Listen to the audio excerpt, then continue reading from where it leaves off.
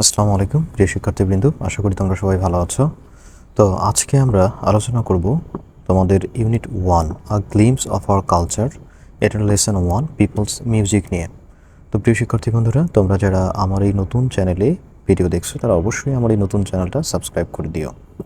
তো দেখো, শুরুতে আমরা লেসন 1-এ এই পিপলস মিউজিক, যে জনগণের সঙ্গীত বা লোকসঙ্গীত, এখানে আমরা 4টা ডাক টিকিট দেখতে পাচ্ছি। এগুলোকে বলা হয় সাধারণত হচ্ছে ডাক টিকিট বা স্মারক। এগুলো বিশেষ দিবস উপলক্ষে সাধারণত হচ্ছে প্রকাশ করা হয়ে থাকে। এগুলো দেখতে অনেকটা টাকার মতোই, বাট টাকা না, যদিও এগুলোর একটা প্রাইস ভ্যালু আছে। তো এই যে 4টা ইমেজ আমরা দেখতে পাচ্ছি, 4টা ডাক টিকিট দেখতে পাচ্ছি, এই 4টা ডাক টিকিট মূলত 2011 সালের 21শে জুলাই দেশীয় বাদ্যযন্ত্র, দেখো এখানে আমরা বিভিন্ন ধরনের দেশীয় বাদ্যযন্ত্র, তবলা, তারপরে হচ্ছে একতারা, দোতারা ইত্যাদি আমরা বাদ্যযন্ত্র দেখতে পাচ্ছি। এই বাদ্যযন্ত্রগুলো নিয়ে 2021 সালের 21শে জুলাই 4টা ডাক টিকিট প্রকাশিত হয়। তো এরপরে দেখো, আমরা যদি মূল লিসনে ফিরে আসি তাহলে এখানে বেশ কিছু কিওয়ার্ডস দেয়া আছে। যেমন দেখো যে পিপলস মিউজিক, জনগণের সঙ্গীত, বা আরও সহজ করে বললে এটাকে বলা হয় লোকসঙ্গীত। এরপর দেখো যে ওরাল ট্রেডিশন, মানে হচ্ছে মৌখিক ঐতিহ্য। এরপর দেখো সেলফ এক্সপ্রেশন, মানে হচ্ছে আত্মপ্রকাশ। ইনস্ট্রুমেন্টস শব্দের অর্থ হচ্ছে বাদ্যযন্ত্র। মাইগ্রেশন শব্দের অর্থ হচ্ছে অভিবাসন। এরপরে এই নাম্বার অ্যাক্টিভিটি দেখো যে ওয়ার্ক ইন পেয়ার্স, দুইজন মিলে বা জোড়ায় জোড়ায় কাজ করো। তো শুরুতে 1 নম্বরে একটা প্রশ্ন দেওয়া আছে যে what kinds of music do you hear in your daily life. তাহলে তুমি তোমার দৈনন্দিন জীবনে কী ধরনের সঙ্গীত বা মিউজিক শুনে থাকো। Are they related to your family traditions or culture, যে এগুলো তোমাদের পারিবারিক ঐতিহ্য বা সংস্কৃতির সাথে যায় কি না। যে অনেক পরিবারে দেখা যায় যে পারিবারিক ঐতিহ্য থাকে, কেউ দেখা যায় যে পারিবারিকভাবেই পপ মিউজিক বা কেউ লোকসঙ্গীত পছন্দ করে, কেউ ইসলামী সঙ্গীত পছন্দ করে। তো এটার একটা সম্পর্ক আছে কি না। তো শুরুতে দেখো অ্যান্সার যদি দিই আমরা এভাবে যে I hear different kinds of music in my daily life. তাহলে দৈনন্দিন জীবনে আমি বিভিন্ন ধরনের সঙ্গীত শুনে থাকি। সাস অ্যাজ ফোক সংস, তাহলে ফোক গান বা লোকসঙ্গীত শুনি। রিলিজিয়াস সংস, যে ধর্মীয় গান শুনি। অ্যান্ড মডার্ন সংস, এবং একই সাথে আমি আধুনিক গানও শুনে থাকি। ইন মাই ফ্যামিলি, আমার পরিবারে we often listen to traditional folk music, তাহলে আমরা ঐতিহ্যবাহী লোকসঙ্গীত শুনে থাকি। অ্যান্ড ইসলামিক সংস, এবং ইসলামিক গানও শুনে থাকি। Which are part of our culture and traditions, তাহলে যা আমাদের সংস্কৃতি এবং ঐতিহ্যের একটা অবিচ্ছেদ্য অংশ। এরপর দেখো 2 নম্বর প্রশ্ন যে how do you think music changes over time, যে তোমার মতে সময়ের সাথে এই মিউজিক বা সঙ্গীত কীভাবে পরিবর্তিত হয়। অর্থাৎ আজ থেকে 50 বছর আগে মানুষ যে ধরনের সঙ্গীত পছন্দ করত, আজকে 50 বছর পরে মানুষ একই ধরনের মিউজিক শুনছে কি না, শুনছে না। এই কেন পরিবর্তন হচ্ছে, এই জিনিসটা তোমাকে ব্যাখ্যা করতে হবে। Does it stay the same, যে এটি কি একই রকম থাকে। Or does it evolve, evolve শব্দের অর্থ পরিবর্তন হওয়া, উইথ পিপলস লাইফস্টাইল, যে মানুষের জীবনযাত্রার সাথে সাথে মানুষের অভিরুচি বা গান শোনার মাত্রা, এটাও পরিবর্তন হয় কি না, হলে কিভাবে হয়। দেখো উত্তর হচ্ছে যে মিউজিক চেঞ্জেস ওভার টাইম, যে সঙ্গীত সময়ের সাথে পরিবর্তিত হয় অ্যাজ পিপলস লাইফস্টাইল চেঞ্জেস, তাহলে মানুষের জীবনযাত্রা বা জীবনযাপনের ধরন যেমন পরিবর্তন হয়, তাহলে সেরকমভাবে মানুষের সঙ্গীতের প্রতি অনুরাগ বা ভালোবাসাটাও সময়ের সাথে পরিবর্তিত হয়। ইন দ্য পাস্ট, অতীতে ফোক সংস ওয়ার মোস্ট কমন, তাহলে দেখো যে অতীতকালে যে লোকসঙ্গীত বেশি প্রচলিত ছিল, বাট নাওএডেজ, কিন্তু আজকাল বা বর্তমানে modern and digital music have become more popular, তাহলে এখন হচ্ছে যে আধুনিক এবং ডিজিটাল সঙ্গীতগুলো বেশি জনপ্রিয়তা পেয়েছে। Technology has also influenced music, দেখো যে প্রযুক্তিও মিউজিক বা সঙ্গীতকে প্রভাবিত করেছে by introducing new sounds and styles, তাহলে নতুন সুর, নতুন ধারার সৃষ্টির ফলে নতুন প্রযুক্তির প্রভাবে সঙ্গীতের আমরা পরিবর্তন দেখতে পাই।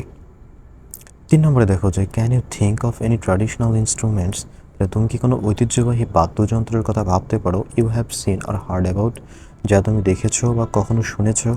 What materials do you think they are made from, তাহলে তোমার কি মনে হয় বা তুমি কি মনে করো যে এই ধরনের বাদ্যযন্ত্রগুলো কোন উপকরণ দিয়ে তৈরি করা হয়। তাহলে উত্তর হচ্ছে দেখো যে ইয়েস, হ্যাঁ, আই হ্যাভ সিন, আমি দেখেছি, অ্যান্ড হার্ড অ্যাবাউট, এবং শুনেছি সেভারাল ট্র্যাডিশনাল ইনস্ট্রুমেন্টস লাইক একতারা, দোতারা, ঢোল, ফ্লুট বা বাঁশি অ্যান্ড সারিন্দা। তাহলে দেখো যে আমি বেশ কিছু ঐতিহ্যবাহী বাদ্যযন্ত্রের কথা শুনেছি এবং দেখেছি, যার মধ্যে উল্লেখযোগ্য হচ্ছে যে একতারা, দোতারা, ঢোল, বাঁশি এবং সারিন্দা।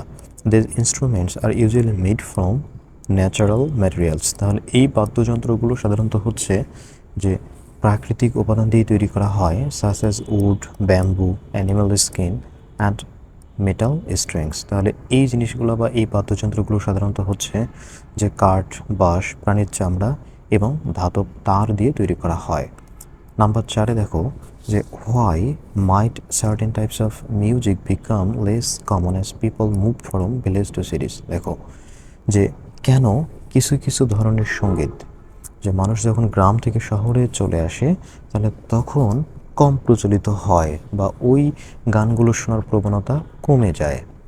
উত্তর হচ্ছে দেখো যে as people move from villages to cities. তাহলে যখন মানুষ বা যেহেতু মানুষ গ্রাম থেকে শহরে যায়, গ্রাম থেকে যখন শহরেই যায়, দে অ্যাডপ্ট মডার্ন লাইফস্টাইলস। তাহলে তখন তারা আধুনিক জীবনযাত্রা গ্রহণ করে and become influenced by urban culture, এবং তারা শহরের যে সংস্কৃতি বা নগর সংস্কৃতি সেটার প্রভাবে বদলে যায়। Traditional music is often replaced by pop, rock or digital music. তাহলে এই যে ট্র্যাডিশনাল বা ঐতিহ্যবাহী যে সঙ্গীতগুলো আছে, লোকসঙ্গীতগুলো আছে, এগুলো তখন কি হয় যে পপ মিউজিক, রক মিউজিক কিংবা আধুনিক সঙ্গীতের প্রভাবে আধুনিক সঙ্গীত এই লোকসঙ্গীতের জায়গাটা দখল করে নেয়। এডিশনালি এছাড়াও ইন সিটিজ, শহরে there are fewer opportunities to practise folk music. তাহলে শহরে সাধারণত হচ্ছে যে লোকসঙ্গীত প্র্যাকটিস বা চর্চা করার মতো কম সুযোগ থাকে, and younger generations may not learn traditional songs. এবং যে নতুন প্রজন্ম যারা আছে তারা সেই লোকসঙ্গীত বা প্রাচীনকালের বা আগের যে গানগুলো আছে সেগুলো শেখার প্রতি আগ্রহ তেমন একটা পায় না। এবারে আমরা মূল প্যাসেজে ফিরে আসি। দেখো বি নম্বরে, তাহলে পিপলস মিউজিক, এই লোকসঙ্গীত, also known as folk music. তাহলে যা এখানে জনগণের সঙ্গীত, যা লোকসঙ্গীত নামে পরিচিত, consist of teams, lyrics and knowledge passed down অরালি for generations. তাহলে তা হচ্ছে দেখো যে সুর, তারপরে হচ্ছে গীত এবং জ্ঞান নিয়ে গঠিত, যা প্রজন্ম থেকে প্রজন্ম অর্থাৎ এক প্রজন্ম থেকে আরেক প্রজন্মের কাছে মুখে মুখে প্রচারিত হয়ে আসছে। ওভার টাইম, তাহলে সময়ের সাথে দিস মিউজিক হ্যাজ ইভলভড। তাহলে এই ধরনের মিউজিকগুলো পরিবর্তিত হয়েছে closely tied to the way people leave. তাহলে দেখো যে মানুষের জীবনযাত্রা যেভাবে পরিবর্তন হয়েছে, এই লোকসঙ্গীতগুলো সেভাবে পরিবর্তিত হয়েছে। Our agriculture, food, ecology, seasons and visuals all are reflected in this songs. তাহলে দেখো এই লোকসঙ্গীতের মধ্যে আমাদের কৃষি, খাবার, পরিবেশ, তারপরে হচ্ছে ঋতু এবং আমরা বলতে পারি হচ্ছে আমাদের রীতিনীতি, সব কিছুই এই লোকসঙ্গীতের মাধ্যমে প্রতিফলিত হয়। পল্লীগীতি, ভাটিয়ালি, জারি, সারি, Gambhira and Lalon Geeti, Balagan and the songs of Hason Raja all embody the self expression of the people. দেখো তাহলে এই যে পল্লীগীতি, ভাটিয়ালি, জারি, সারি, গম্ভীরা, লালন গীতি, পালাগান এবং হাসন রাজার যে গানগুলো আছে সেগুলো মূলত হচ্ছে যে মানুষেরই আত্মার প্রতিফলন। এরপর দেখো যে অ্যাজ দ্য ল্যান্ডস্কেপ চেঞ্জেস, তাহলে প্রাকৃতিক, এই ল্যান্ডস্কেপ শব্দের অর্থ হচ্ছে যে প্রাকৃতিক দৃশ্য। তাহলে প্রাকৃতিক দৃশ্য পরিবর্তনের সাথে সাথে দ্য মিউজিক শিফটস টু, যে লোকসঙ্গীতেরও পরিবর্তন হয়।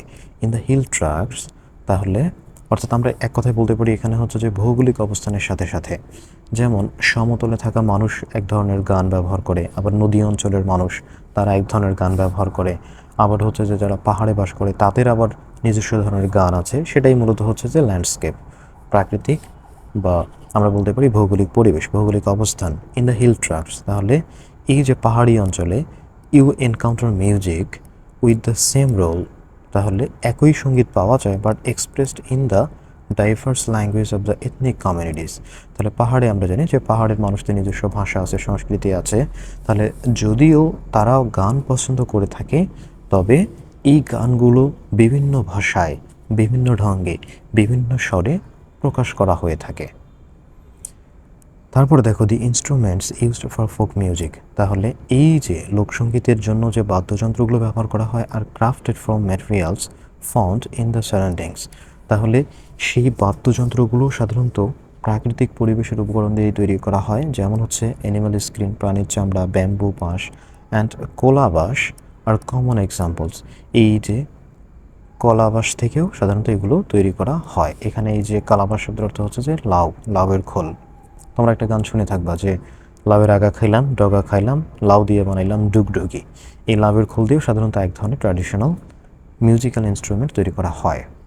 দি সাউন্ডস দে প্রডিউস, তাহলে এই বাদ্যযন্ত্রগুলোর মাধ্যমে যে শব্দ বা যে সুর সৃষ্টি করা হয় are deeply connected to the land they come from. তাহলে এই বাদ্যযন্ত্রগুলোর সৃষ্টি করা সুর, তাহলে তারা যে জায়গায় থাকে সেই জায়গার সাথে গভীরভাবে সম্পৃক্ত।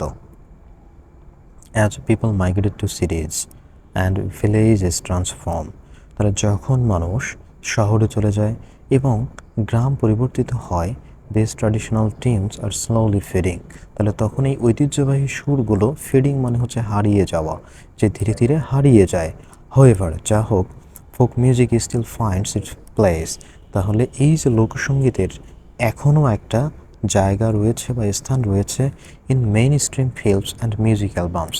এই মেইন স্ট্রিম মানে হচ্ছে যে মূলধারার, তাহলে মূলধারার চলচ্চিত্র এবং গানের অ্যালবামে এখনও লোকসঙ্গীতের একটা স্থান আছে। The following are translations of Hasan Raja song and the Bhawaiya song featured in the album Asia, directed by Fatel Hani. তাহলে নিচে একটা গান দেওয়া আছে, এই যে গানটা হাসান রাজার গানটা আমরা এর পরের ভিডিওতে দেখব। তো প্রিয় শিক্ষার্থী বন্ধুরা, আশা করি তোমরা বুঝতে পেরেছো। তোমাদের এরপর যদি কোনো কনফিউশন থেকে থাকে তাহলে comment section is always open for you, you can ask anything. তো প্রিয় শিক্ষার্থী বন্ধুরা, আজকে এই পর্যন্তই। দেখা হবে তোমাদের সাথে আগামী ভিডিওতে, এবং তোমরা যারা আমার চ্যানেল নতুন তারা আমার এই চ্যানেলটা সাবস্ক্রাইব করে দিও।